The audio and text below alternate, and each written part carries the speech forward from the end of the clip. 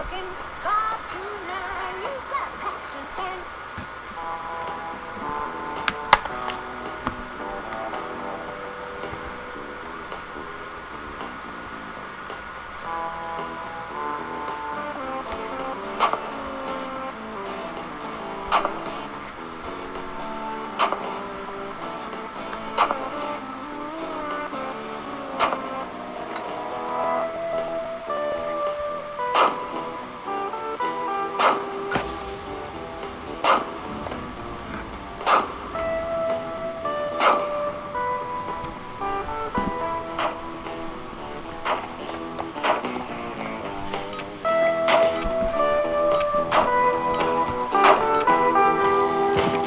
Domination.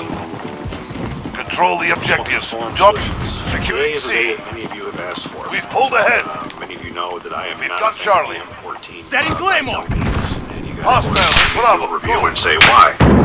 So, backed by popular demand, we're finally going to do that Enemies have video Bravo. talking about why I despise the M14 as much as I do. And these reasons are several. One is because of the failure of the Ordnance Corps to give our troops the proper weapon and proper ammunition. And both of them is dominant.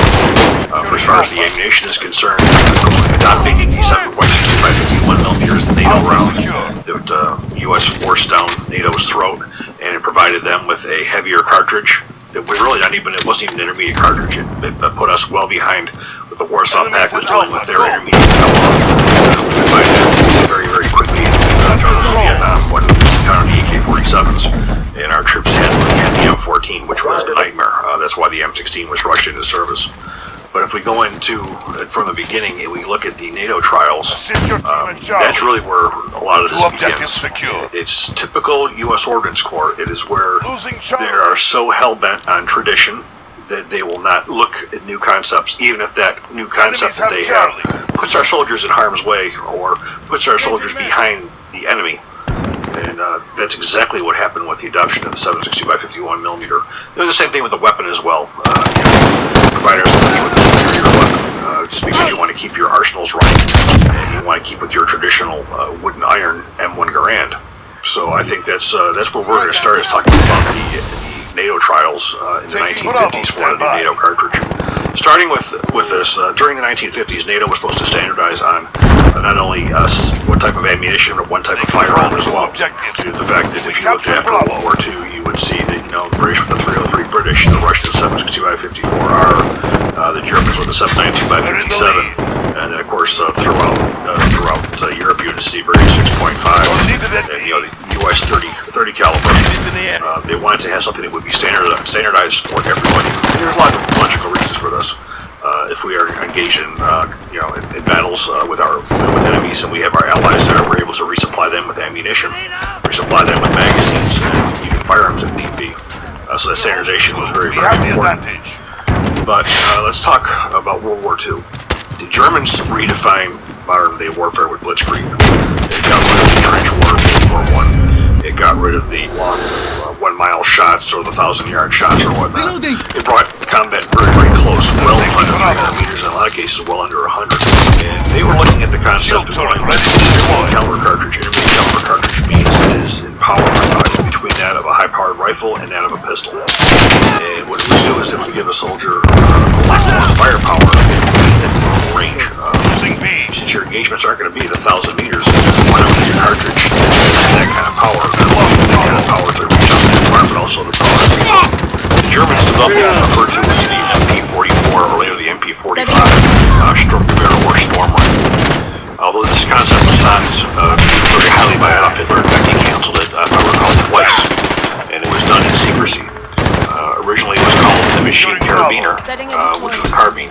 Hitler had only used for machine gewehrs, or machine guns, or MPs, or machine pistols. He had no interest in any kind of a new rifle.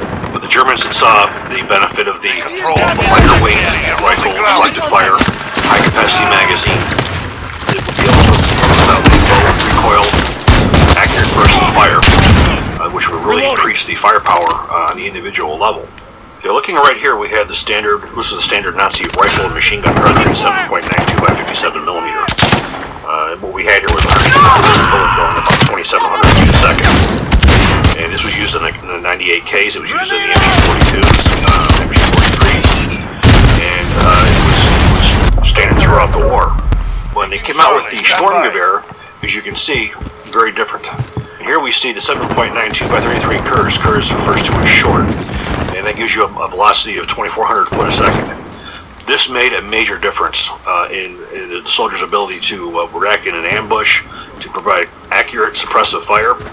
These guns mostly saw use in the Russian front. It was unfortunate for the Germans, anyways. It was too late in the war for this to make much of a difference. If this cartridge would have been made available to the Germans earlier on in the war, this could have made a major impact on the outcome of many battles with the Allies. This particular rifle and this cartridge would have outdone anything that the Allies had, including the M1 Garand. So now we're going to skip to the post-World War II time period with the Soviets. The main cartridge that the Soviets used in their rifles and machine guns was 7.62 by 54R. Now this cartridge here is the longest serving military cartridge in history. This goes back to the late 1800s and it is still in use today. This cartridge was used back then in World War II in the Mosin Nagants and in all of their belt-fed machine guns that they had. And it would go on to be in the 70s, the Dragunovs and the PKM general purpose machine guns.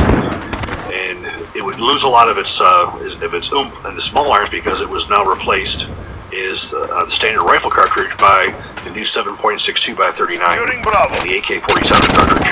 First it was chambered in the SKS in 1945, which was very quickly replaced in 1947 by the AK-47. What we have here is a 123 grain bullet at 2,400 foot a second. As you can see, the exact same concept between the Germans and the Russians. Now we're going to go forward to the 1950s. When NATO was formed, they had their first, what they would refer to as NATO trials for a new cartridge for use by the new NATO allies. There was two players in this, the United States and the British. The British used the 303 British cartridge in World War II, and their machine guns as well as their standard Enfield rifles. They saw what happened with the Germans and with the Soviets. They felt going with an intermediate cartridge would also be a positive move, which they were right. They went with the 280 British. The 280 British was a .284 diameter and overall length of 2.54 inches. It had 139 grain projectile, firing 2,545 feet a second. This was an excellent potential cartridge for NATO. Now comes the United States. We have the 30-06, the 30 caliber used in the M1 Garand in all U.S. Small arms. We had 147 grain bullet, 150 grain projectile traveling at 2,800 foot a second. And what did the U.S. put in? What we have here is referred to as the T-44 cartridge. That was the exact same projectile, bring it to 2,733 feet a second. So what we did is we went from 7.62 by 63 to 7.62 by 51, which modern propellants gave you the exact same cartridge with a very, very little difference. Less than 100 foot a second difference between the two of them. So we had a true cartridge staging into the M1 rifles, which were bolt-on rifles. Lighter recoil, easier to control, same concept as the Russians and the Germans. But the U.S. wouldn't have it. Due to the fact that the U.S. Army was, again, entrenched in tradition, you have to have a full-power 30 caliber cartridge with a range of 1,000 yards. Even though that you weren't looking at that kind of a battle any longer, that tradition was so hell-bent and heavy that Stuttler and the rest of the U.S. Ordnance Corps would not have a sub-30 caliber cartridge. They had poked holes in it.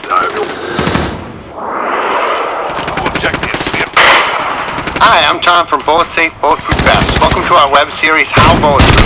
It's when we compare how bulletproof our... that they could. Nobody cares. And of course, the USS, is very, very influential. In fact, they're a decision maker when it comes to NATO. What the U.S. decides, everybody else decides. They literally enforced 7.62 by 51 millimeter on the British.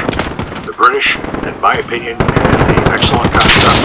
They had something that was still a little bit more potent than the previous 7.92 by 33 and the 7.62 by 39. Something was still a little more potent than that.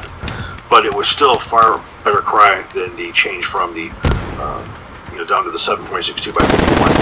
Unfortunately, when the dust settled, the final decision was a 7.62 by 51 millimeter cartridge. Now, the British did not go quietly into the good night. They basically said they knew they had a better concept, they knew they had a better idea, and they went ahead with production until the British and the American cartridge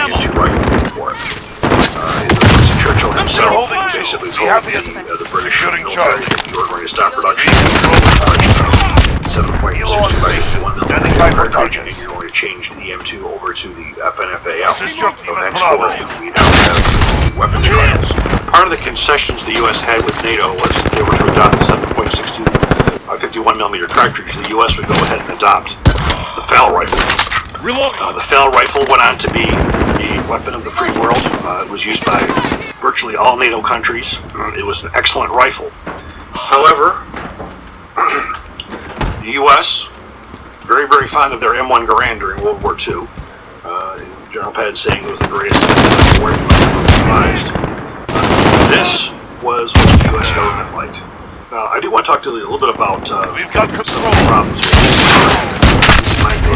development, which was again the Enemies fault have of Bravo. Ordnance Corps. When the M1 Garand was developed, it was developed You're needed with at sea. BAR magazine, a 20-round magazine. In Ordnance Corps' infinite wisdom, they decided they didn't want our soldiers to waste ammunition. So they went We've from an lost attachable C. box magazine to an 8-round stripper clip. So what they basically did was they You're decreased taking the Bravo. ammo on an individual level that the rifle was designed around. It was designed around a 20-round magazine. But again, we had tradition. We wanted one shot, one kill. We don't want no waste of ammunition, so they had to carry around these clips and insert them into the rifle. So the M1 Garands were also manufactured in U.S. government arsenals, Rock Island Arsenal, Frankfurt Arsenal, and so on. And that was the only time in American history, Take them back. well, last time in American history that was ever to happen. And we're sort of going to get into a little bit of that in a little bit. Of course, when Lieutenant Colonel Rene Studler decided on a rifle, he had no intention of ever going with the FNFAL. He wanted not only to make it, he wanted it to stay in U.S. government arsenals. Not caring that the U.S. soldier would have been far better off with the FAL that NATO was going with. It was a more accurate rifle, it was more durable, it was a 20-round magazine, it was selective fire, and it was controllable on fully automatic. It could be used in all those different conditions. They decided they were going to upgrade their wonderful M1 Garand to what we see here. And this was referred to as T-44 rifle. Now, the rifle that I have access to today is the M21 version. I did not have access to the standard infantry version, but this will do good for me to describe basically what we had here. So what do we have the difference between the M1 Garand and this? Basically, it's the exact same rifle. What we did was change the gas system. They brought the gas system down closer. The reason why the gas system was as such on the M1 Garand, during the development, Mr. Garand wanted Shield turret ready to deploy. the gas system did not affect accuracy. So he figured having the gas system as close to the muzzle as possible would not have any adverse effects on accuracy. Well, testing after World War II was the program. They moved the gas system back, finding out that it didn't make much of a difference whatsoever. So we have the gas system moved back, and we have the addition of a flash suppressor. We went back to a BAR style magazine, now chambered in 7.61. The action, everything identical to the M1 Garand. The stock was basically the same, and they added a selector lever to make it fully automatic. And in reality, it was a joke. Now, the whole concept around the M14 rifle program was the M14, or the rifle that was chosen to be the M14, was supposed to replace an entire family of weapons. It was supposed to have the firepower of the BAR. It was supposed to have the lightweight of the carbine. It was supposed to have the controllability of the submachine gun. And it was supposed to have the accuracy of the M1. So it was to replace all those firearms in the U.S. inventory. In the end, what did they get? They got a gun that wasn't even as good as the M1 Garand in reliability, and one that didn't replace any of the other ones because it was extremely heavy. It was difficult, if not impossible, to control for your average soldier on fully automatic. It did not replace any of those firearms. It was basically the exact same thing that they had. That was a problem. They were putting the soldier, the American soldier, behind all of our allies. And at the same time this program was going on, there was another rifle that came out right towards the end, the Armalite AR-10. Stand by. What we have here is an example of the new Brownells retro version of the rifle, but this is an excellent iteration of what that actually was.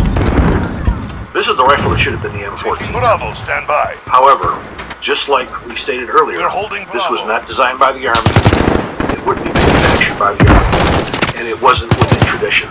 It utilized aluminum, it utilizes synthetics, and it was totally unlike the Army ever seen. Now, when you're so entrenched in tradition, what that does, it makes you impervious and blind to new technology. Even when it's in front of you, and you're seeing, in the case of the AR-10, they did everything that they could. The introduction of the aircraft with aluminum alloy, the aluminum alloys dissipated heat better, and they were more corrosion resistant than the steel was. The synthetics were much stronger than the woodwork. They didn't swell when they got rain. And with the new concept of inline construction, it's far more controllable on fully automatic than the current M14. In fact, the M14 is an issue because nobody can control it. The majority of those rifles were issued without the selectors in place, which then totally defeats the purpose of it, the soldier not having a fully automatic weapon. Now this is before the Vietnam era. That was going to be more of a crisis later on. The Army was forced to take a look at the AR-10, and testing the Army put the AR-10 their T-44 one. The ammunition that was used in this rifle was 7.62 ammunition, armor-piercing ammunition. It was rejected because it was too high pressure. So they used ammunition that wasn't even within spec to test it. They control two. The initial AR-10 that they had had a barrel that was a steel main barrel wrapped in aluminum, even more the lightweight. You're looking at a weight on the AR-10 at 6.85 pounds compared to the 8.45 pounds of the T-44 rifle, significantly lighter. So that barrel was part of keeping that weight down a little bit. Well, Gene Stoner was adamantly against one of the standards in the barrel of the management and armament insisted. And Gene Stoner's fears came true when the barrel actually blew on the left side, making an 8-inch gap. And of course that told the Army that, oh, this is a piece of garbage, it's going to need 5 years of development. Well, after that, the barrel rupture, Gene Stoner went back over the weekend and he built 3 fluted stainless steel barrels, put them on there and leave the testing. But at the time, Studler, again, there was no way anything was going to happen other than his T-44. He didn't care that this was a better rifle. He didn't care that the FAL was a better rifle. He was not concerned with the U.S. soldier having a better rifle. He was concerned with keeping his people in business, keeping people's ranks and their higher ranks in their jobs, keeping guns pumping out of the U.S. arsenals, even though they were inferior. So the AR-10 was tossed in a scrap heap of history. So now we have a 20-round capacity M1 Garand, and it's uncontrollable and fully automatic. It's extremely heavy. It's not designed for close quarter combat. It uses a cartridge that's much more powerful, making it less controllable even on semi-automatic. For the most part, when you would fire a shot, you'd have to re-get your sight picture every time because of the recoil. Now, the FAL rifle, before, would have been also an ideal rifle for the U.S. military. It worked out very well for all of the NATO allies. This is not an exact rendition of what the rifle that was tried, the T-48. This is just another version of it. It's very, very similar. There's some differences in the stocks, materials, and various things. But this was the basic rifle. But this was, again, controllable. It had adjustable gas system. It was the right arm of the free world, as the British call it. So now we're going to move forward from the 50s to 1965. The first U.S. combat troops arrived in Vietnam in 1965, equipped with the M14 rifle. They had no idea what they were going to be encountering in those jungles with the enemy equipped with the AK-47, a true assault rifle. And when you are in a jungle environment, when your enemy is within 20 feet from you, if even that, all your shots are going to be well under 100 yards. And the majority of all of your battles are going to be meeting engagements or ambushes, whether you're ambushing them or they're ambushing you. The only way to get out of an ambush is to provide a heavier volume of fire on the enemy. And they had found when they come under fire from troops with the AK-47s that most of the guys who were carrying our beloved M14, they just hit the dust. When they heard that fully automatic fire, it was spraying the area and keeping their heads down. They're not going to have the opportunity for their legendary one-shot kill because they're not going to be able to see where that enemy is. So they basically viewed their fire as being ineffective, and a lot of the troops did not even engage during an ambush, which was a major problem. At that time, there was another rifle, an AR-15 rifle. Now, this was another rifle that the government was forced to look at by the Air Force's request, and they wanted a ultra-modern rifle that would be ideal for the Air Force for replacing the M1 carbines that they were mostly using, a more effective rifle. This one here is a scaled dumbed-down version of the AR-10. After the U.S. government basically nixed the AR-10, there was no way anything was going to happen with it. The Air Force approached Gene Stoner and said, would you like to get it on a weapons program for us? We're looking for an intermediate caliber cartridge. And Gene Stoner said yes, he knew that his direct gas impingement system or his internal piston was ideal for that, so along with the other guys that scaled it down to this. Now, again, this had the same issues that the AR-10 did back during the NATO trials. It was not made by the Army. It was a 5.56 millimeter, which, if they weren't going to go for the 280 British, there was no way in hell they were going to go down to a 22 caliber cartridge. It was utilizing synthetics. It was utilizing aluminum. They just weren't going to have it. Lieutenant Colonel Studler said once again, he goes, the Army has no use for such a weapon. Our M14 is what it needs to be. Well, because of the way the Army handled the M16 program, the rifle got its attention from the U.S. military outside normal procurement channels. Once the troops were in Vietnam, a lot of our South Vietnamese allies, they were given World War II era weapons to fight the Viet Cong and the NVA. However, their small stature made carrying these heavy M1 Garands and so forth almost impossible. You're looking at a 90-pound soldier.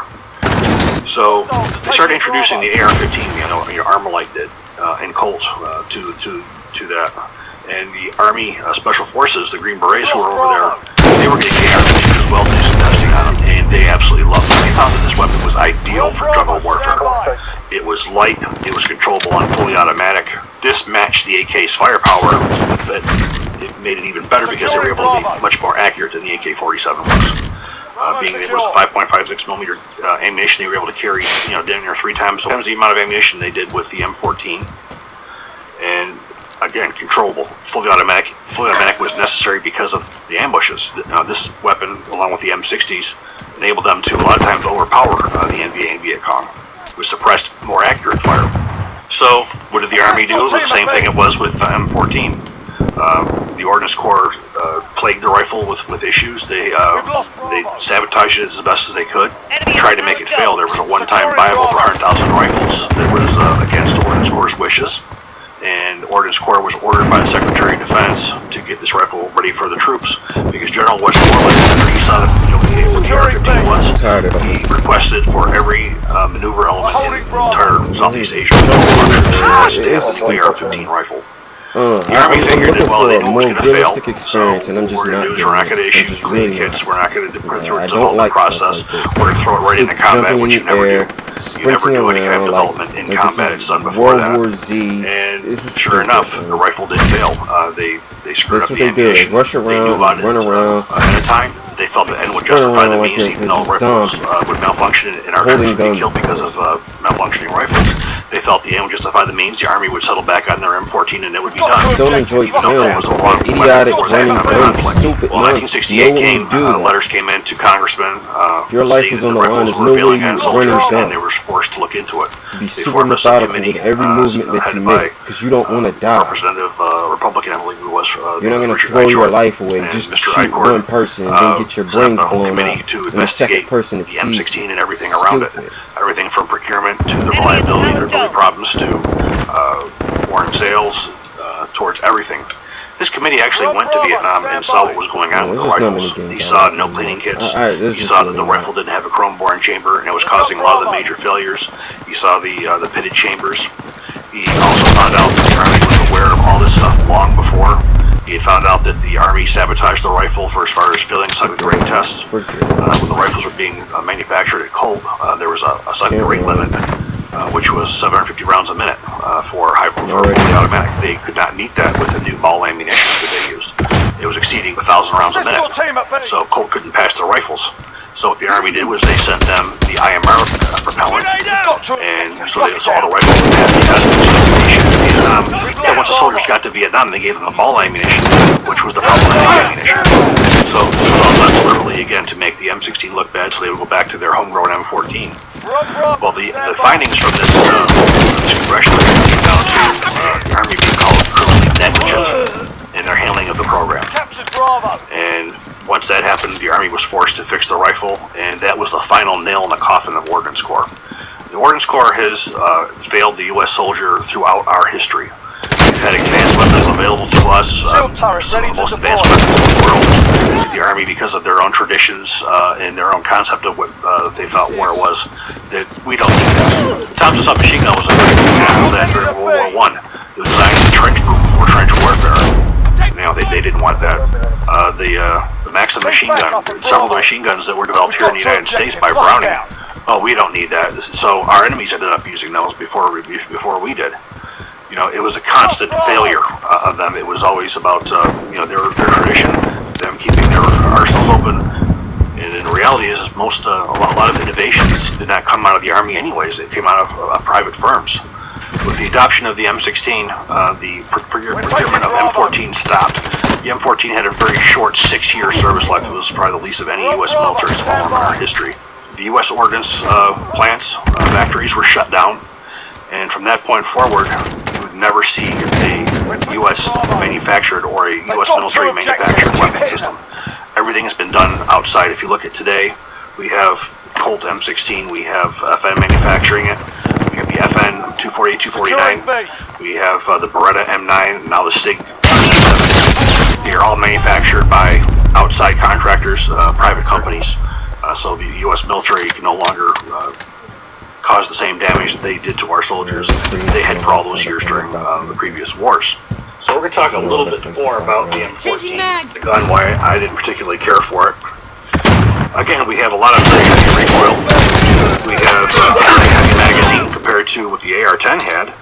This was a steel magazine. There's two different concepts. The concept of this magazine was steel over and over again, where the AR-10, it was designed to have a disposable magazine preloaded that is going to load up.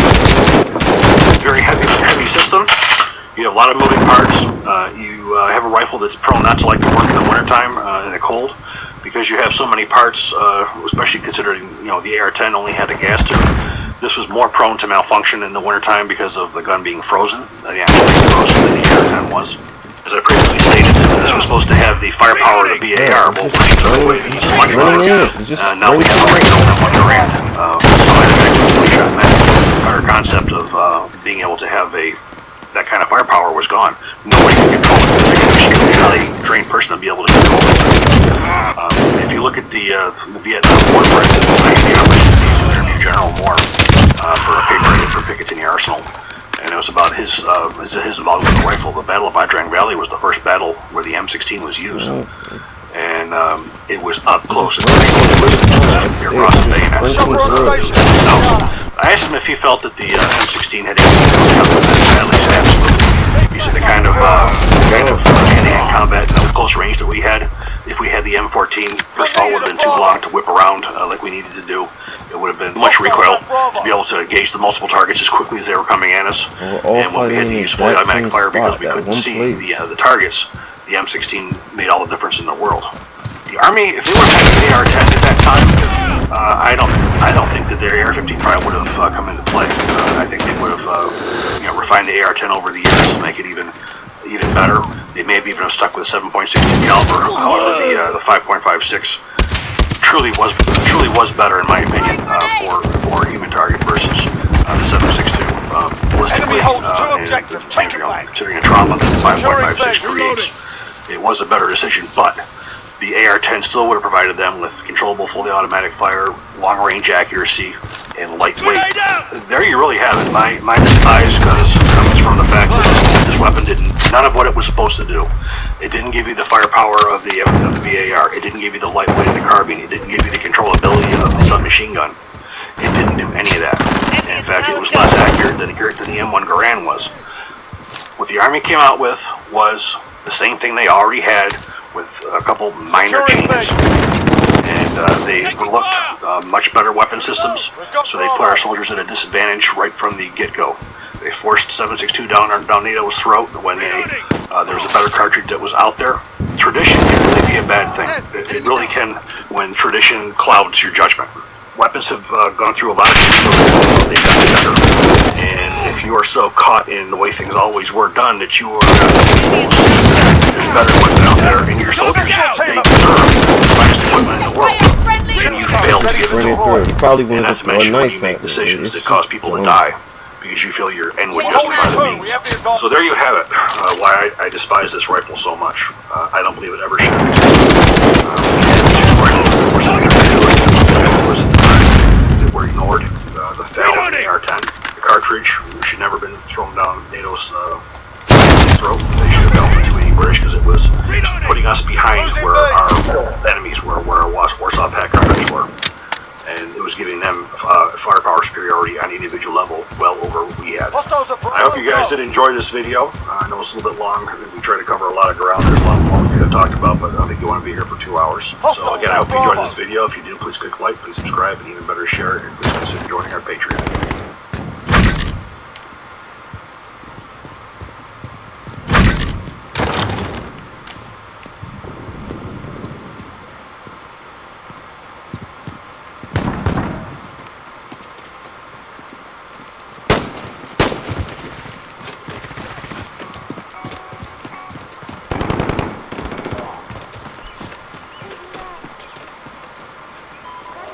Enemy holds 2 objectives. Take them back.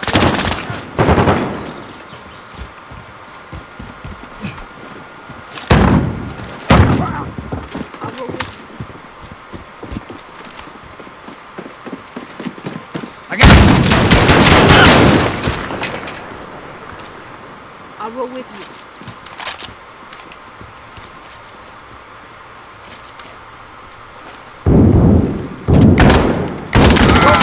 Stand by. Under fire!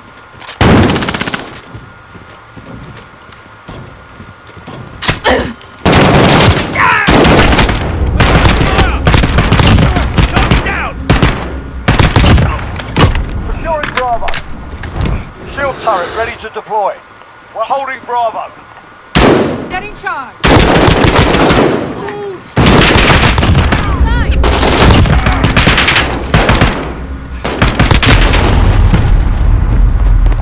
Hostiles are taking Bravo. I can't wait for this to be over. Losing Bravo. There's just really few games that I like. I didn't like Grand Theft Auto. I didn't like God of We've lost War. Bravo. I didn't like Mortal Kombat. There's just very few games that I like, you know. Games that I used to love. I just don't like them.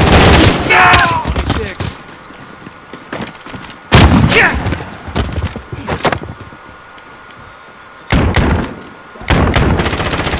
Don't enjoy it. I'm hit!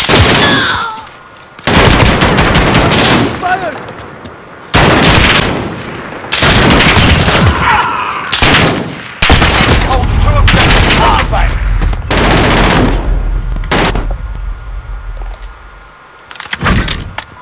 Enemy at the Palace Dome. I'm kind of just gonna give up on playing video games. They're just a waste of time anyway.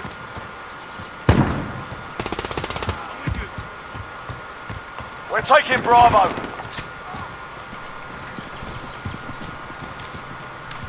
We've got Bravo.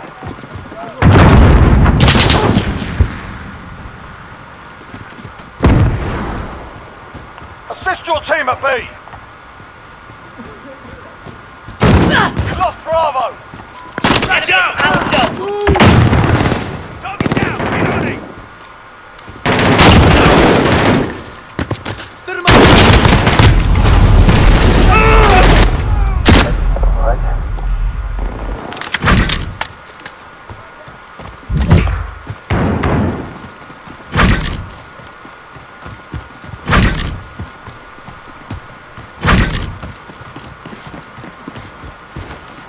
Securing B. They've got 2 objectives. Keep hitting them. I just want to We're quit holding this one. Bravo. Like, I really do. Like, I just want this one to be over. I'm with you.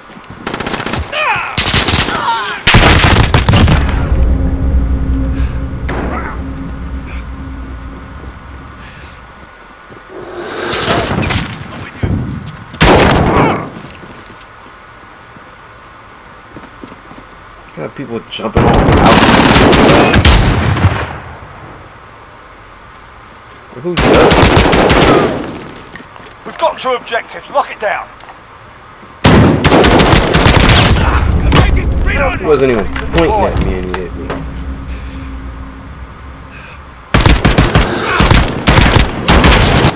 We just survived all of that.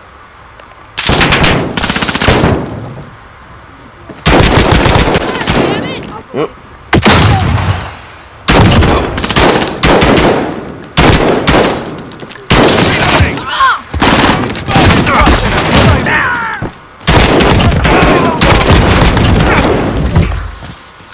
Flash out!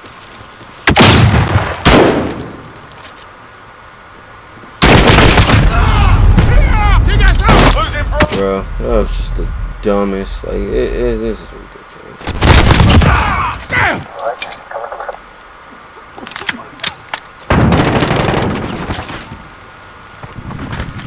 Scored a victory, mate. Let's have another.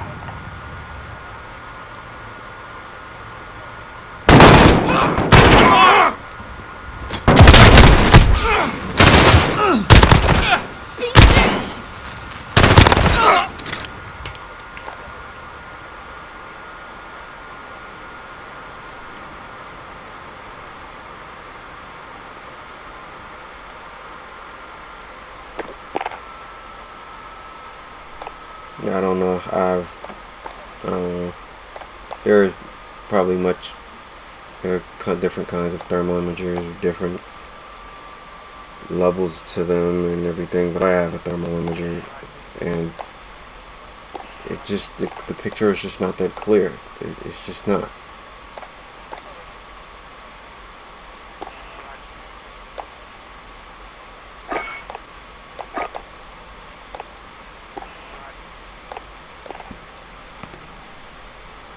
Yeah, Palace and the Incursion. Is there a difference? Guessing this is the reason why we was in the... I don't know, man. I guess we can see. I'm just testing this stuff out.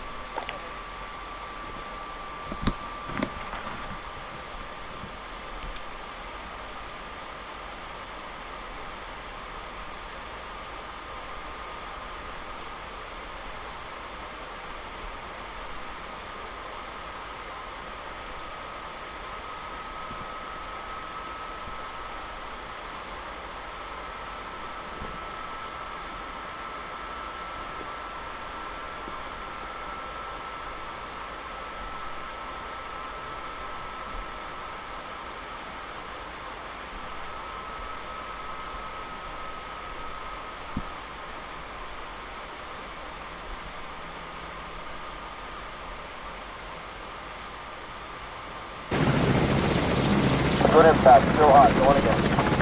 Move up. Their armor's down. With the infantry. Still firing. Still firing.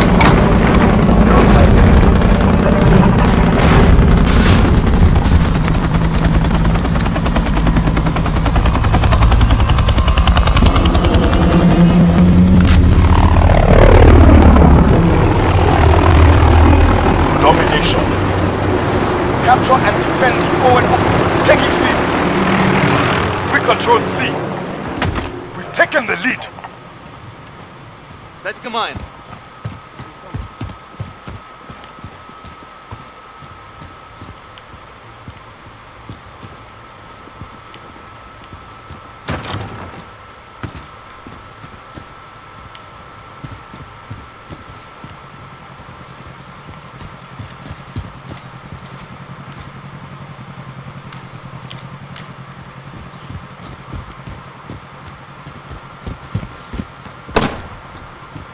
Losing Bravo. I got a feeling this map is like massive. Really Lost B. Enemy at the Palace Dome. gotta be on this map, Capturing Bravo. or we really just gonna end up fighting in the palace. Taking Bravo.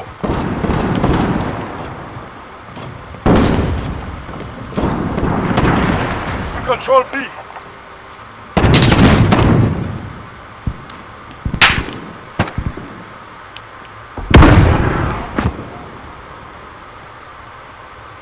Right behind you.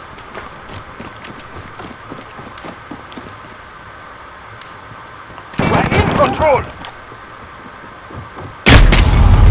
Enemy at the Palace Hostiles Dome. are taking Bravo. We've lost B.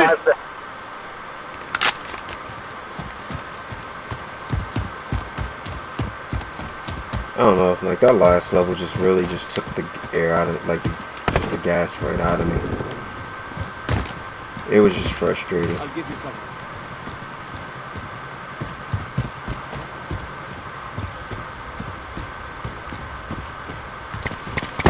This is gonna constantly be like this.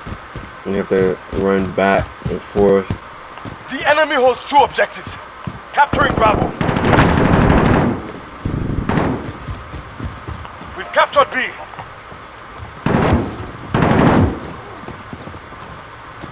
Hostiles at Bravo. Go. I didn't even see. Go on. Just camouflaged in with that blue of that other Hostiles at Bravo. dead body. Well, not other dead body, but the dead body. Clearly isn't dead. Come on, this. Yes, we're gonna constantly have. Got their attention.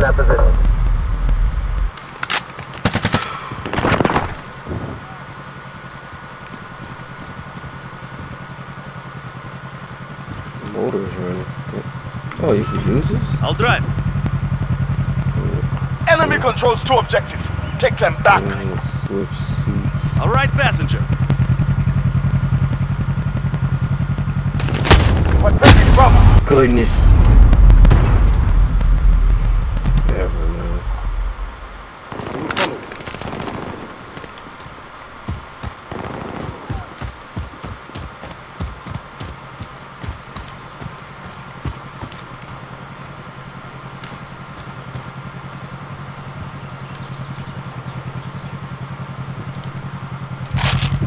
I'll drive.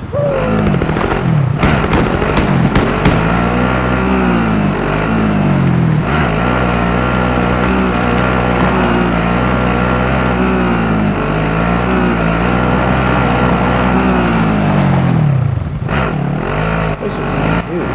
This is way too big. Probably why they make this available.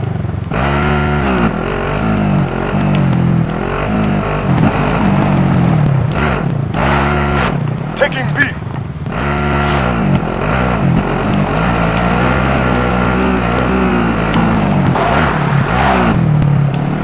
We've captured B.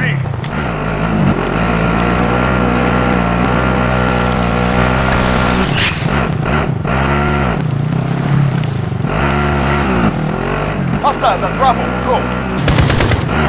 Enemy at the Palace Dome.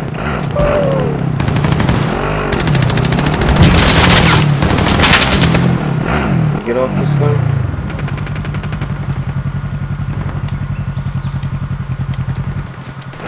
Reloading. That's the interactive button on this game. Come on. We control 2 objectives. Guard them.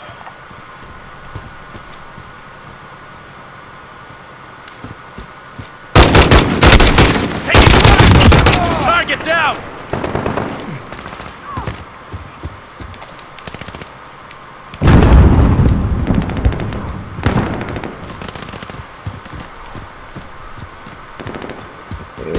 This is You're needed at B.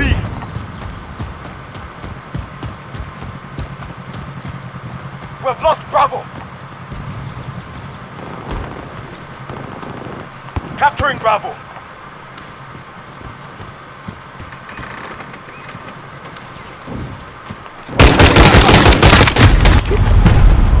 Enemy at the courtyard.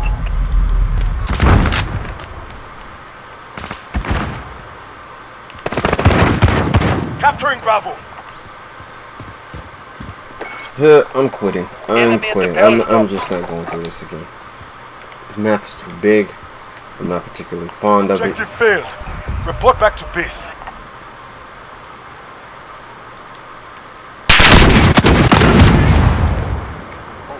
I like large maps, but only when there are enough people, where there's interaction, constant interaction. Otherwise, everyone's just kind of just running around, lost, and you just kind of meet up with somebody, and then you hope that you shoot them and kill them.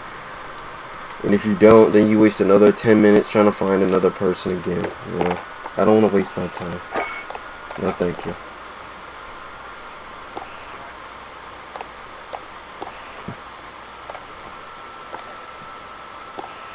I don't know. I may not. I don't know. I may be done with this game for today. I've only been playing it for like a couple of minutes too. I shouldn't have played it. I should have warmed up, so that way I actually enjoy playing. And then like, all right, you meet one you didn't like, keep moving. That's all right, fine. But started off on a bad note.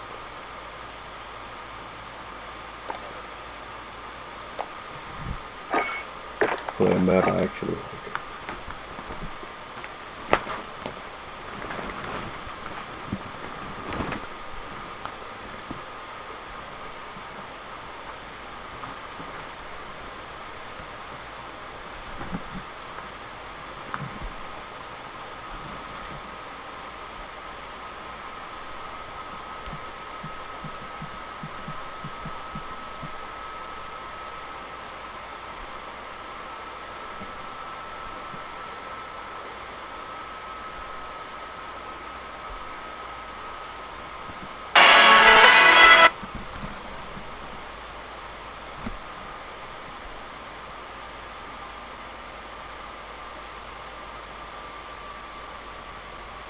One large sold in the house. Roger 3. Got movement on the first deck. Right, coming from the other side. Opening left, no water. No shot.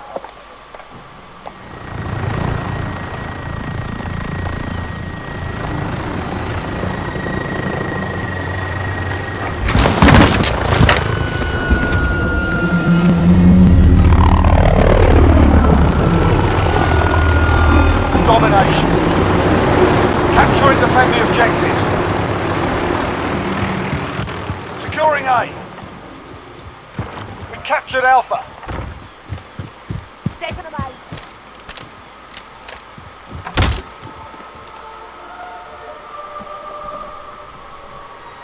Securing B. Bravo secure.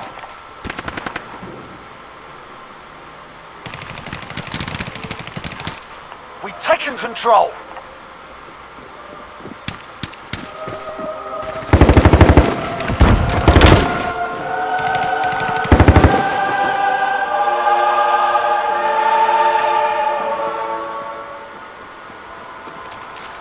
Reload!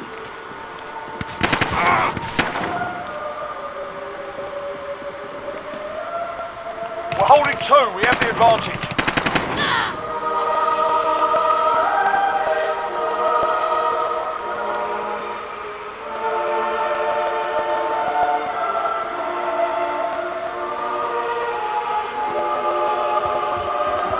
Enemy at the compound.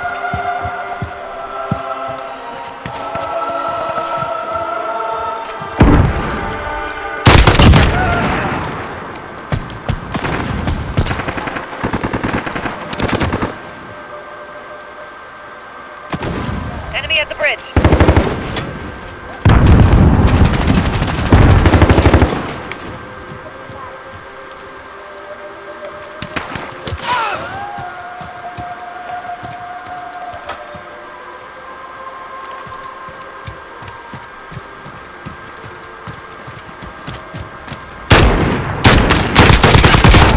Target down!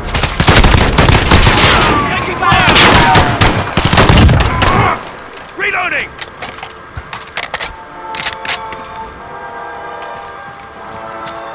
Run! Enemy at the bridge. That's so frustrating not being able to do basic Assist your things. team at Bravo.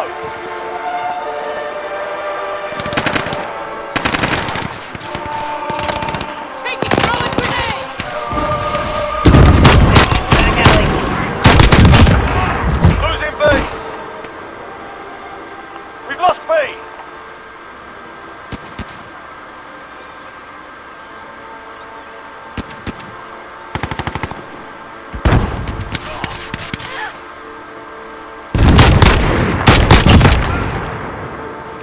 Changing mag.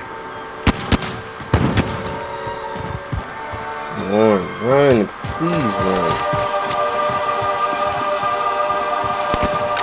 Enemy at the bridge.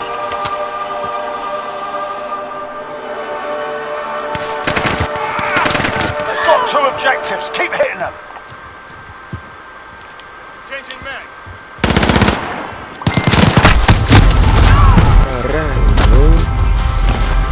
Reloading. Realmente no entiendo cómo ustedes permitieron eso.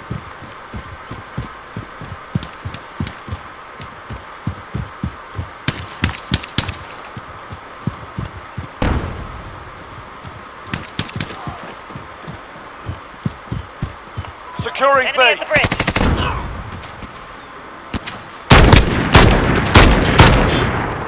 We're taking Bravo. Lo pegué.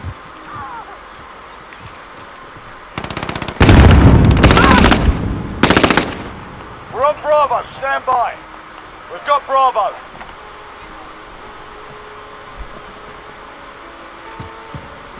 Sí. Enemy at the bridge. Ah, puedo ver.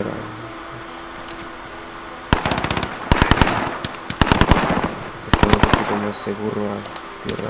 Por aquí.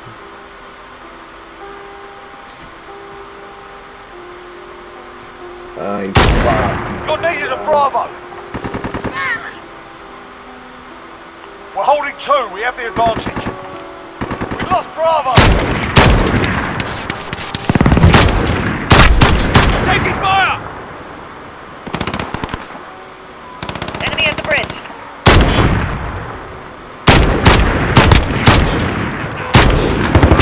Reloading! Buen tiro. Securing B.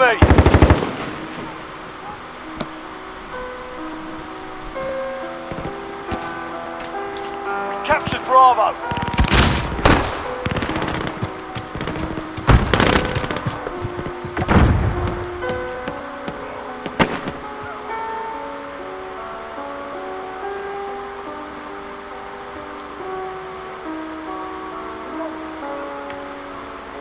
Hostiles at Bravo, go. Enemy at the bridge. Disparen, come We on, lost B. man.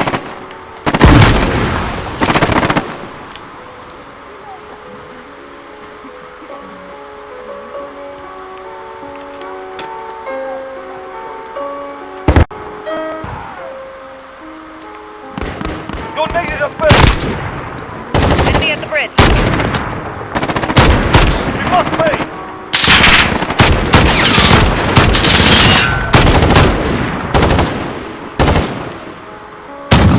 Reloading! Changing mag. Taking fire! Check your fire!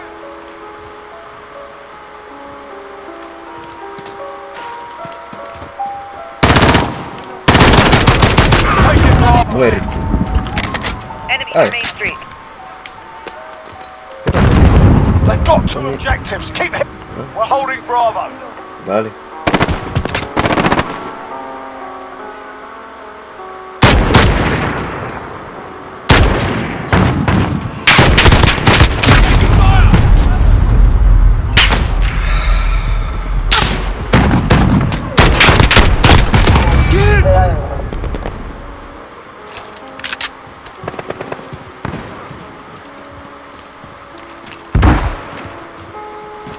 Losing B.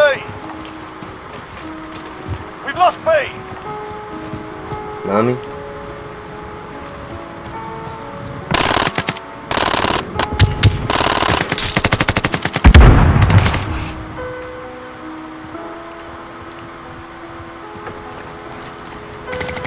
Enemy at the bridge. Securing Bravo. Enemy at the compound. We've got Bravo.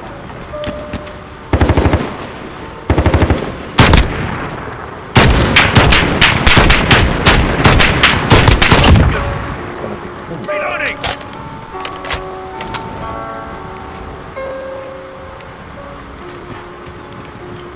Hostiles in the area.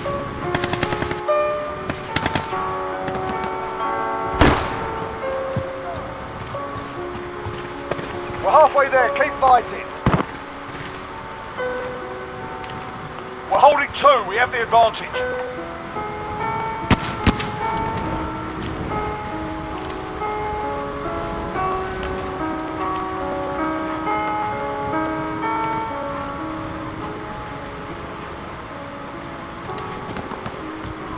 Enemy at the bridge.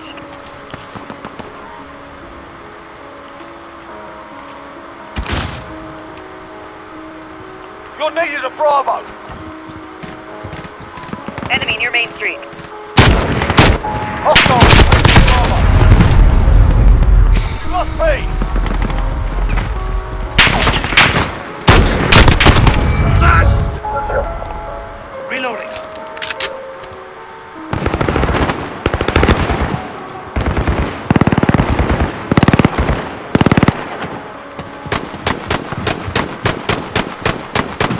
Reloading. Local restaurants not me. to every city, Hostiles in the area. Little Rock. And tonight, Enemy holds rolling two grenade. objectives. Take Reloading. Bravo. I really don't feel like hearing stupid stuff from YouTube. I really don't. Changing We're mag. holding Bravo. Tango spot. Enemy at the bridge.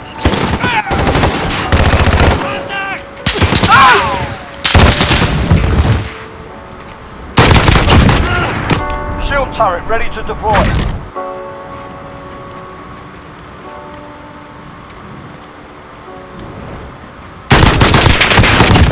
Come on, man. This is stupid. We've got two objectives. Lock it down.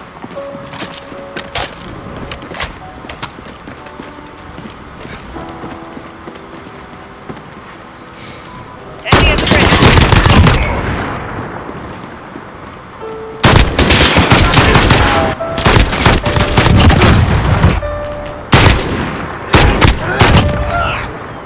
Low ammo.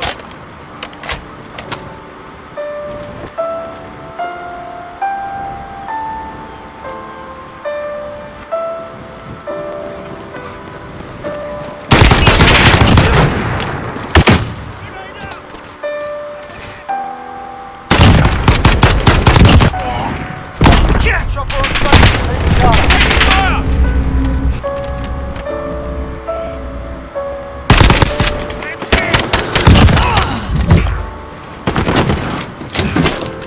Reloading.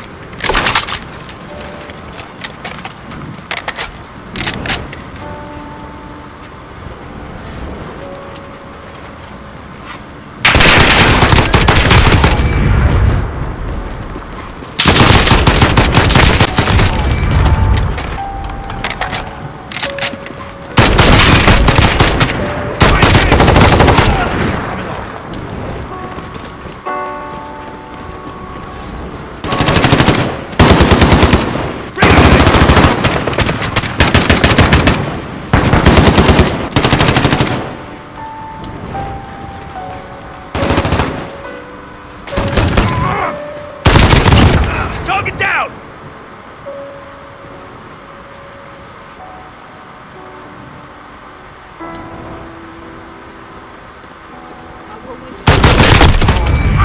Juggernaut green to go.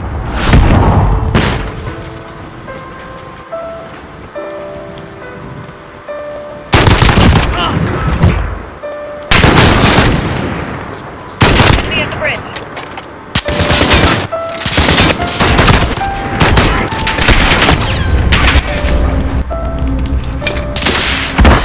Go for airdrop. Roger that. Nomad 2-1 en route to drop off.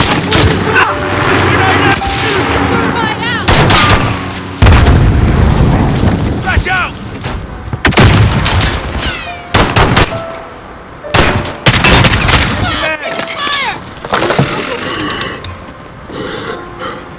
Reloading!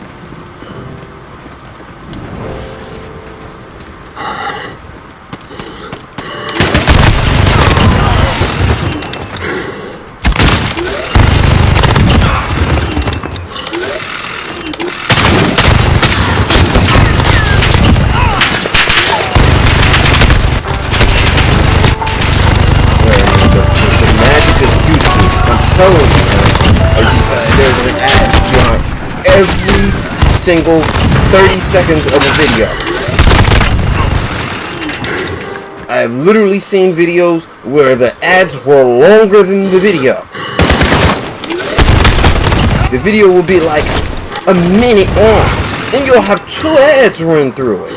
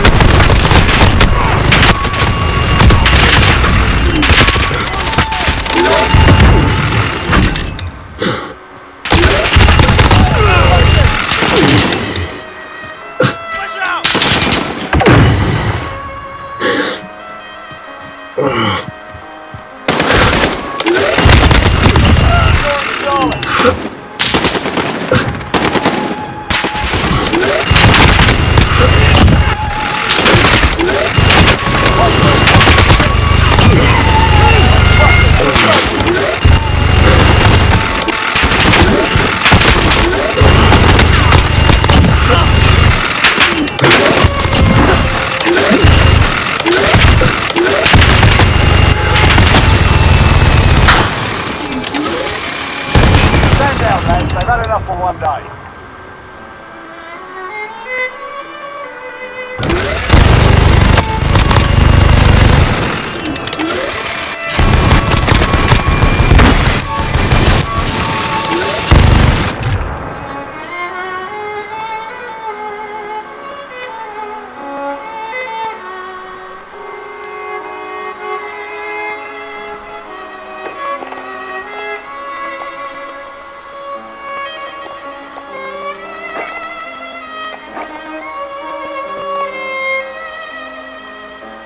Gotcha, this is very small, confusing, chaotic.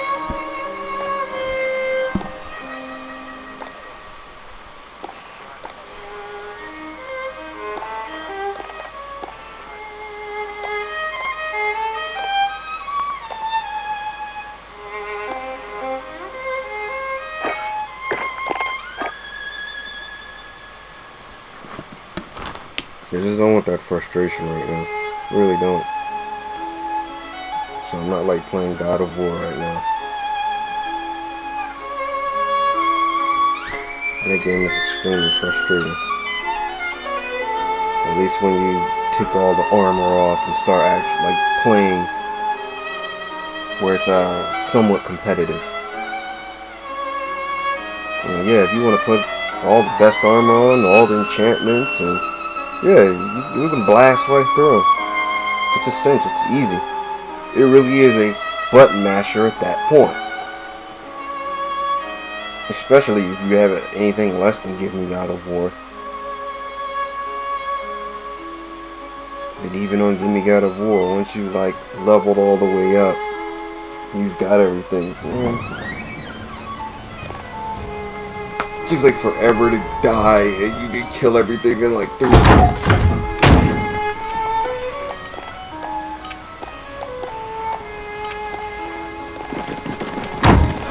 Domination. Capture and defend the objectives. We're on Alpha, stand by. I guess. Alpha secure. Enemy at the courtyard.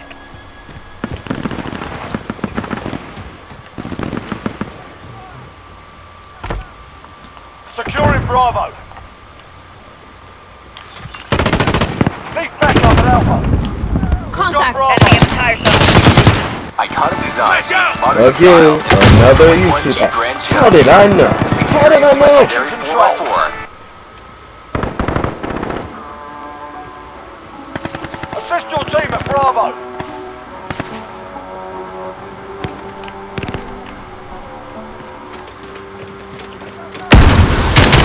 You've got blowing smoke!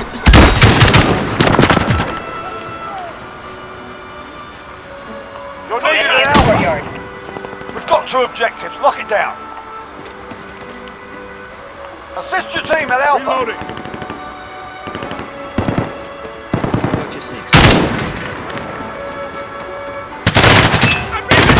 Tire shop. We're on Alpha. Stand by. Throwing grenade. We're holding Alpha.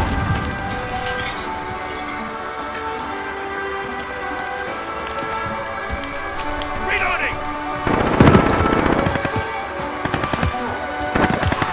Need backup at Bravo.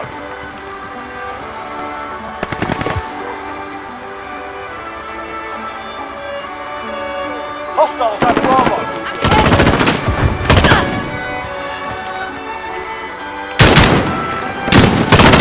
Fire! Taking fire!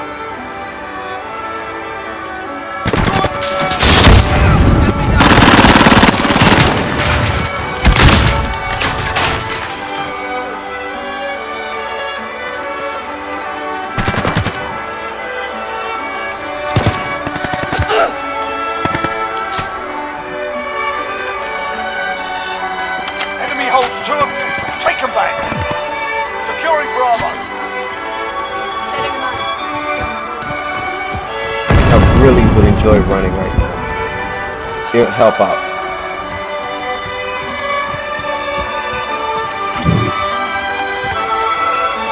I'm with you! Enemy in the compound. Flash out!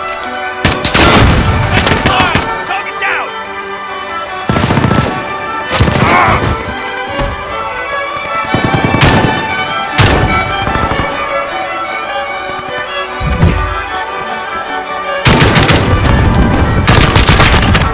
Taking fire! Makes sense. Enemy in the compound.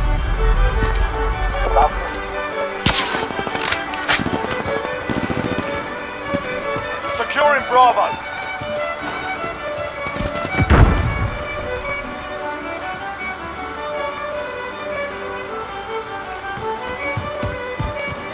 Enemy at the warehouse.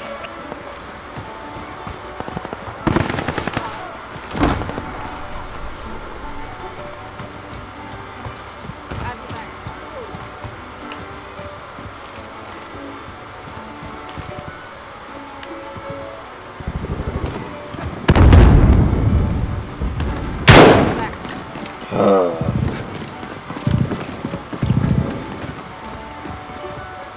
What you six? We're taking Bravo. I'll be back.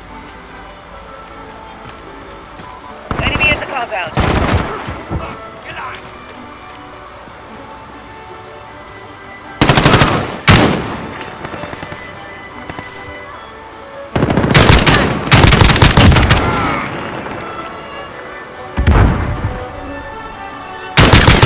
Securing Bravo. Shield turret ready to deploy. We've got Bravo.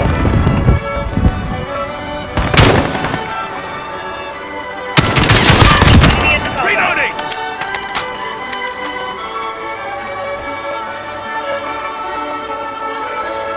You're needed at B. Taking fire! Taking Bravo. Enemy at the back end. Assist your team at B. We've got 2 objectives. Lock it down. Hostiles at Bravo. Enemy at the warehouse.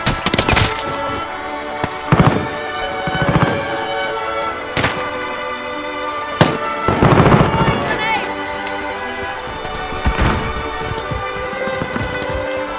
Securing B.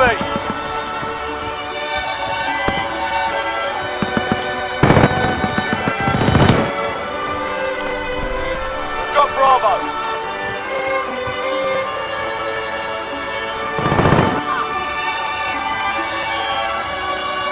Enemy at the warehouse.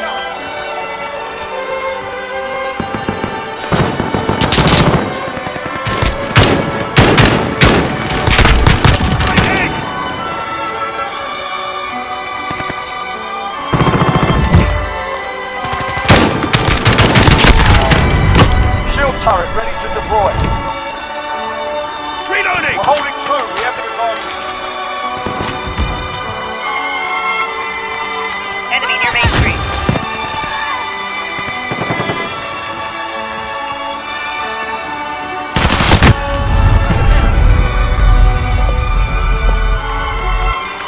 Start worrying about other positions besides my own. Reloading!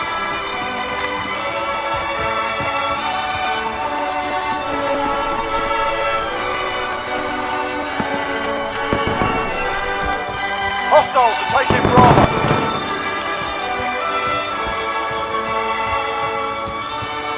Need backup at Bravo.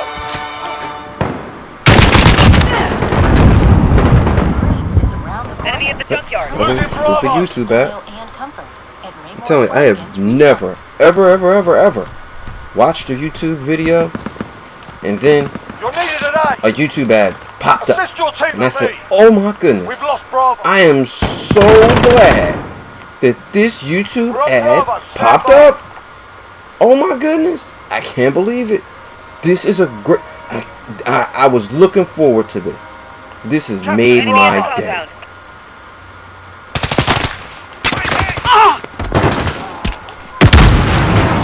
YouTube ads are like Nat-Tech barbecues. Enemy at the warehouse. Watch out, Bravo. We've lost Bravo. Shield turret ready to deploy.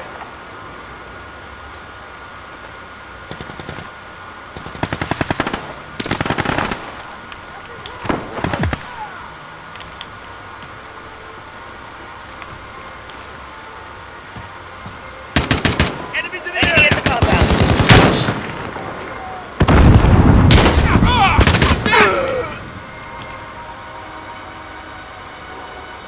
They've got 2 objectives. Keep hitting them.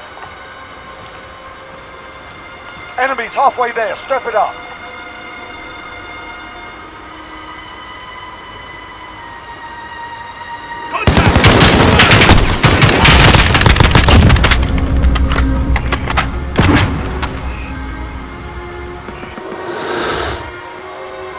Enemy at the compound. I'm hit! Securing B. Target down! Reloading! We've got Bravo. Enemy at the warehouse. I'm You're hit! getting the B.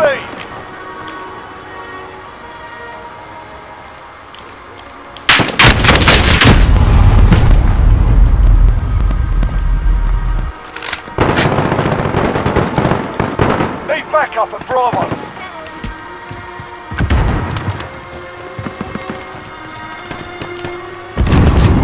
We've lost Bravo.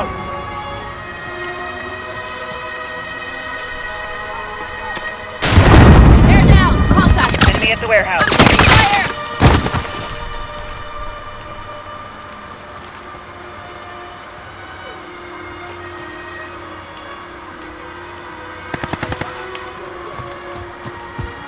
Securing Bravo.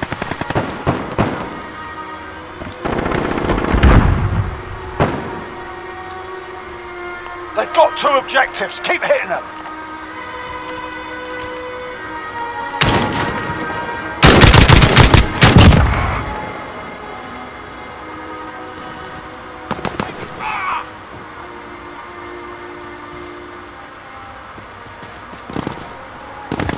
Enemy at the compound.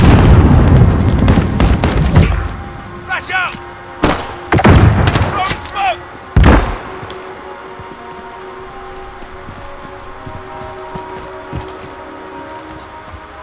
Enemy at the Securing B. courtyard.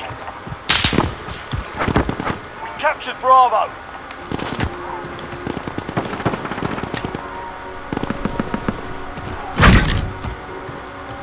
Losing B.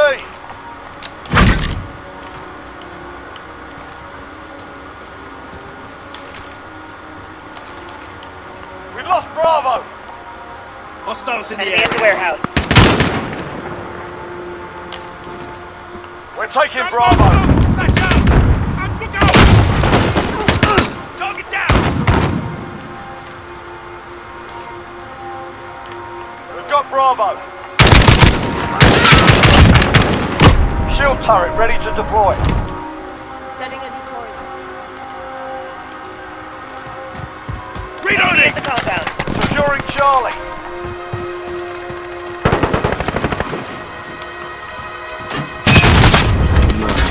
I'm hit! We're on Charlie. Stand by. Come on.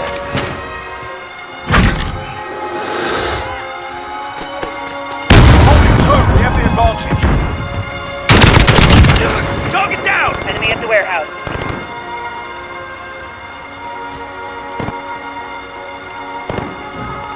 Securing Charlie. Losing B. We're holding all points to defend. We've lost Bravo. Bro! Enemy at the courtyard. We're taking Bravo. You're needed at Charlie. Assist your team at A. We've lost C.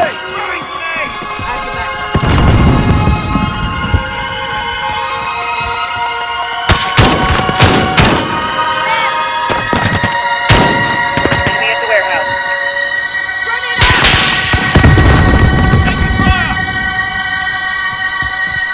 We're taking Bravo. We're holding Bravo.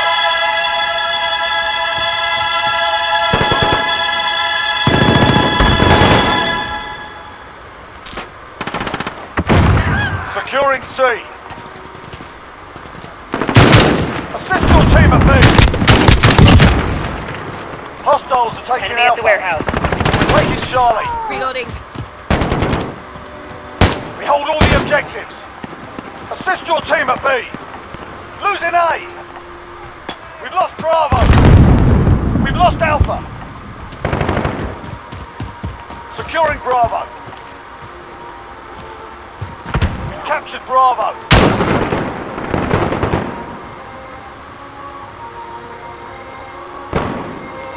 Gotta reload. Assist your team at B. I'm hit! Reloading!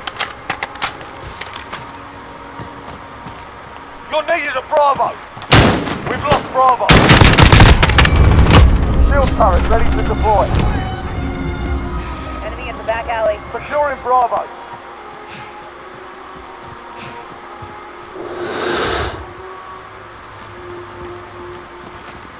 Bravo secure.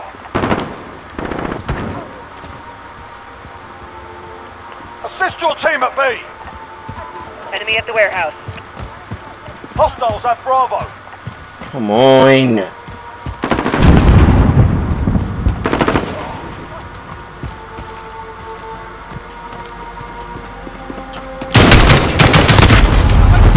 This is so difficult.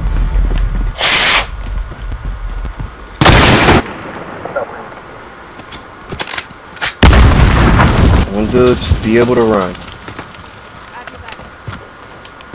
Come on!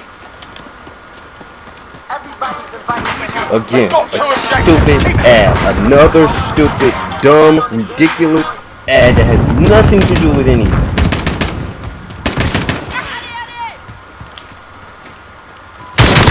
Good. Turn around. Of course.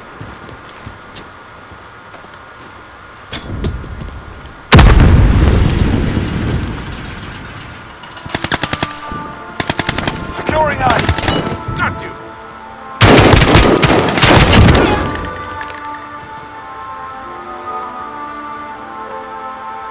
Please tell me you're to the left.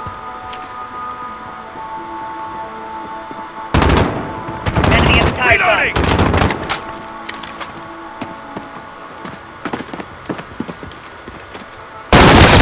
I knew that. I knew it. Jumped through the window because no one was there. Just no one was there. They never do their jobs. I don't even know why I attempt this. Enemy at the warehouse. Because it's going to do nothing but just cause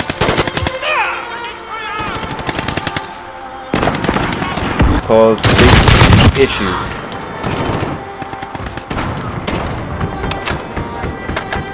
Why I attempted. RTB, move out.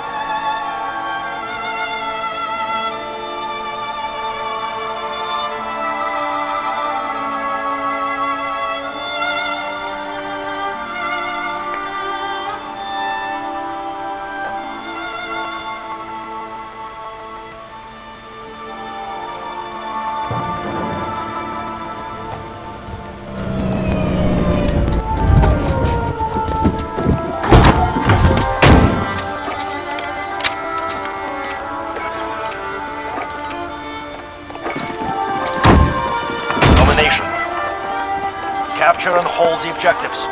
Securing Charlie. We're holding Charlie. We are in command here.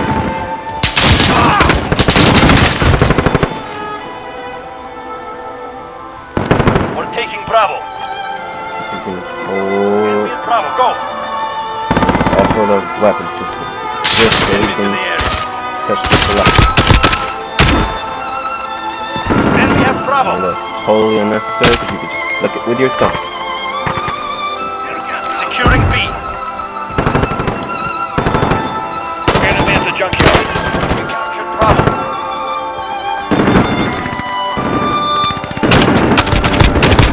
Take it to lead. Get down. These shots.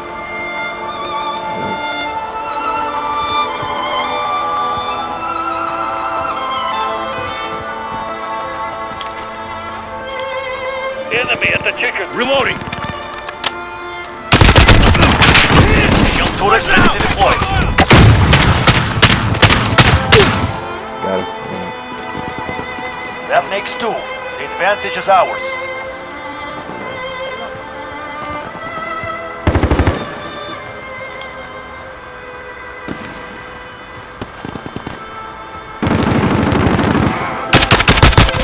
Target sighted. I'm hit. Enemy at the shops. Reloading.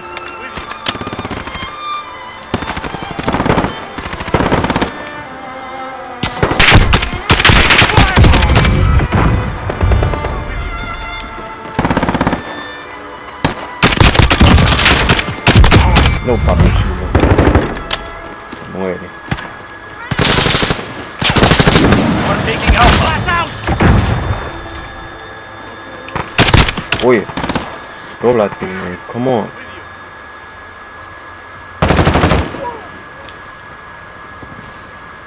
File with the help of Dexter. All players file for Again, another stupid YouTube ad. And here comes another Enemy at the stupid shops. ad.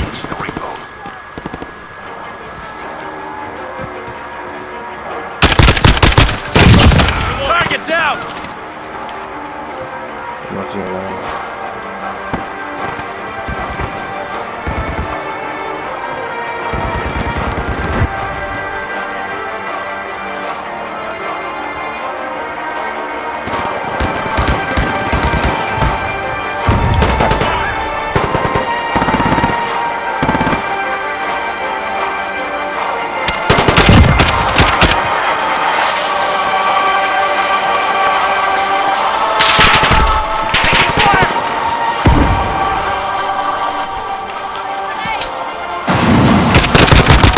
Low ammo.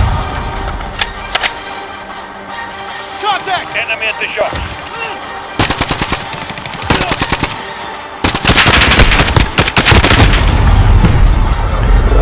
Enemy taking Dispari! Bravo. I'm taking fire.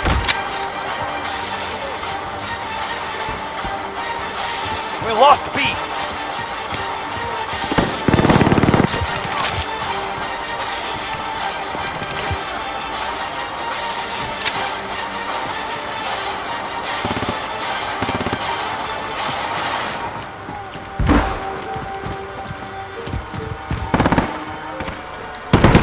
Enemy at the tire shop. Right behind you.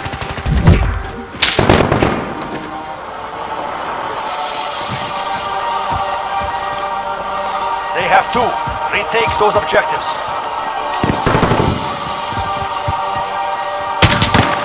C4.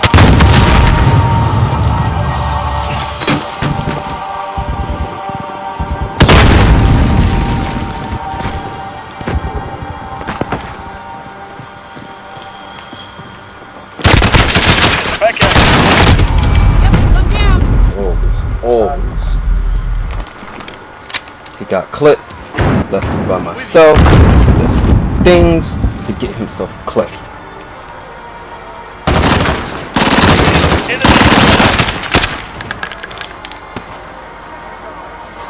Reloading.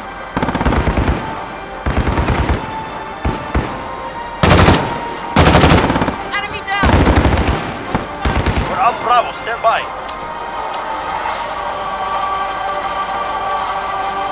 We captured Bravo.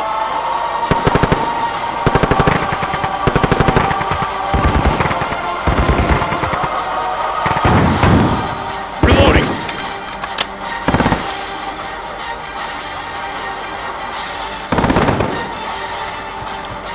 Losing B. We lost Bravo.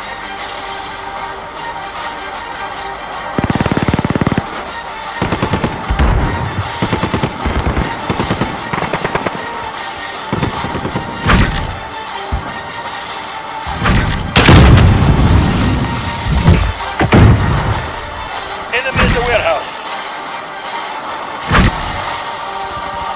We're on Bravo. Taking fire.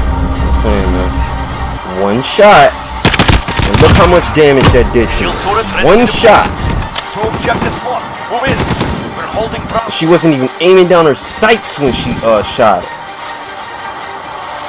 Losing B.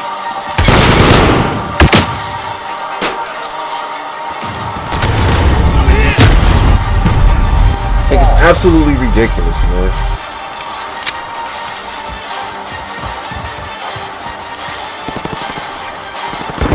Enemy at the shop. Losing B. Essential features, performance in the 2021 Jeep Cherokee. That makes two. The advantage is ours. Sophisticated style for all of life's adventures. Check out our available specials today.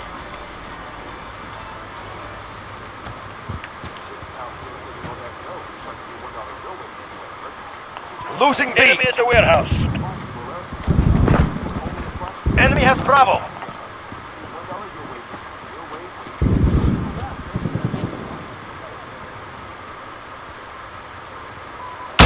The back alley. We're on Bravo. Stand by. Shield turret ready to deploy. Trying my best to push back inside. Enemy at the warehouse. That's what it is, man. Forget it. I can't do it alone. I can't. I can't look in every direction. Two objectives lost. Move in.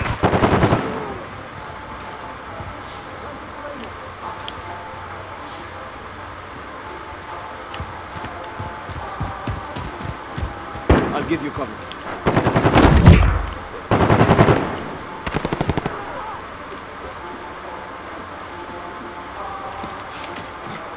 Following you. Enemy at the tire shop.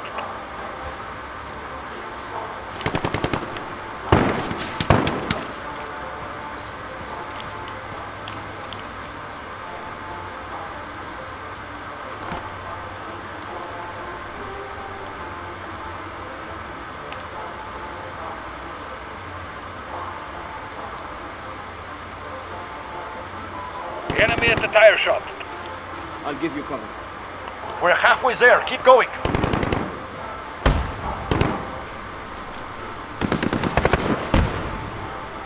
Securing Bravo. I'll give you cover.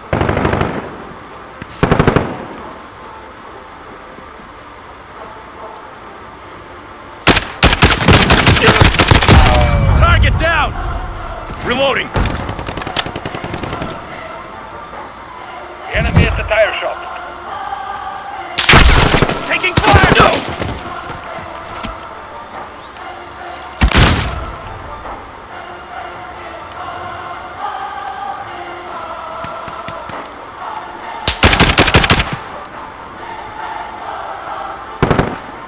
We're on Bravo. Stand by. We're securing Bravo. We're holding Bravo.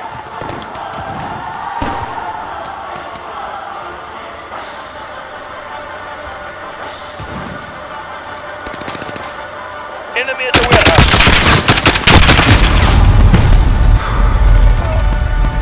Assist your team at B.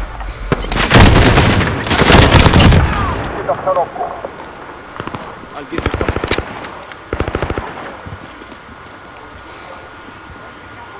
Command is ours. Maintain pressure.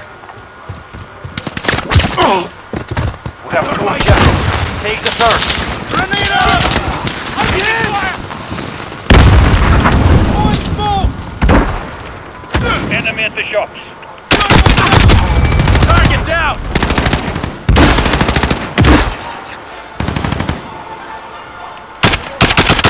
Assist your team at B. Enemy at the warehouse. We lost Bravo. We're on Bravo. Stand by. We captured Bravo. I'll give you cover. Reloading. Shield turret ready to deploy.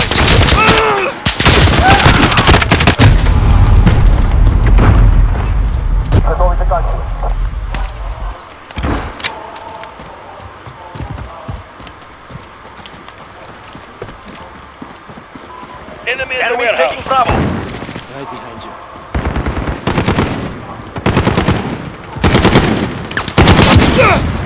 That makes 2. Advance. Assist your team at Bravo. Right behind you.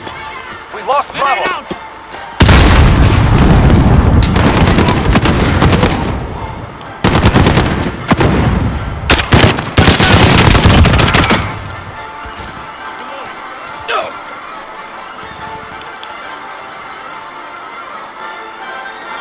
Enemy at the tower. Shield turret ready to deploy.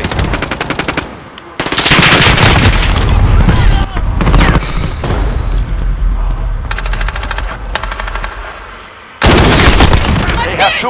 Retake those objectives.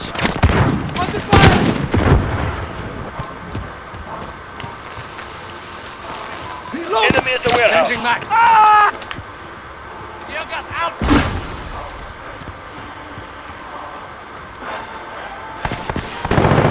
Securing Bravo.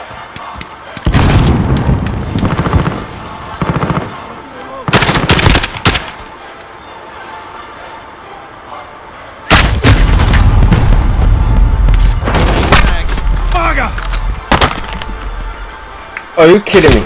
Securing Bravo. I hate this game. He shot me with a 9mm. Bro. This game just makes up stuff. This game is nonsense. It is nonsense. I mean, bro. It takes me like 3-4 shots with 7.62 by 51 to kill. It takes them like 2 shots with a 9mm.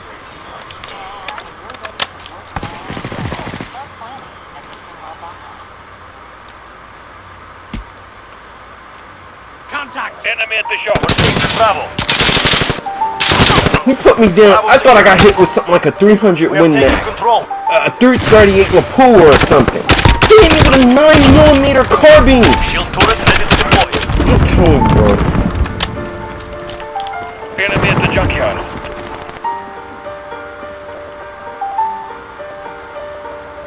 Losing Bravo.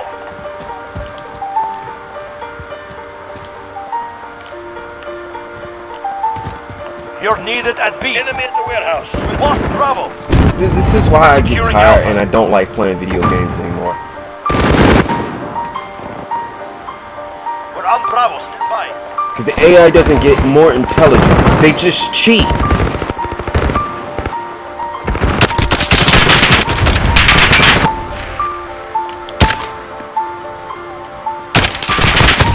Target down. Reloading. Enemy at the warehouse. Objective blocked. Moving. Securing Alpha.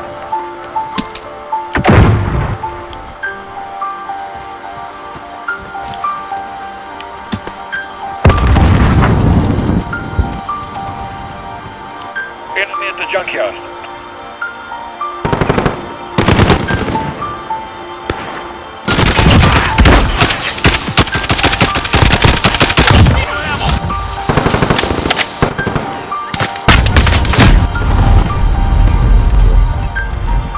Wish you could see me through it again.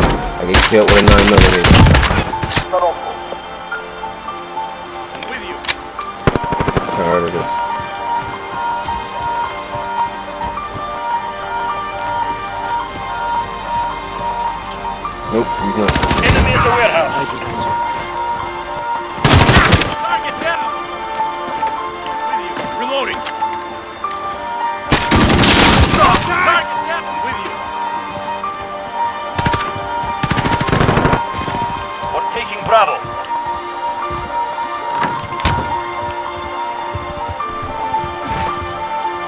Bravo secure.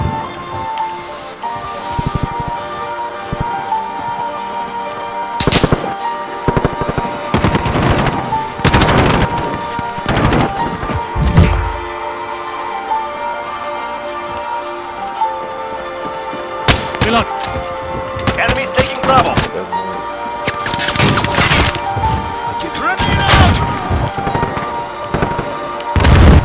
We lost Bravo. Bruh. They're killing us. They kill us up. Securing A. Enemies taking Charlie.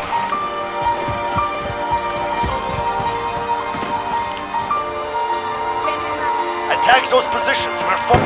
On Bravo, stand by.